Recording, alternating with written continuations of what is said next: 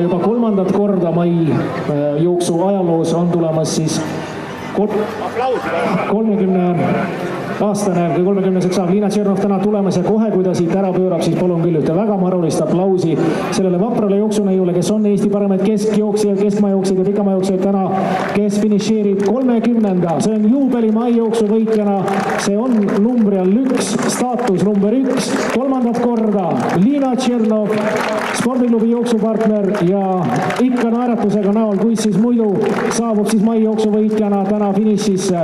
Aplausiks siis loomulikult peaasjalikult meespealtvaatajate sügav kummard. Aga see võit ei ole tulnud täna lihtsalt, sest et juba on number 2 Lili Luik Tartu Ülikooli Akadeemilise spordiklubist ei jää kaugele maha.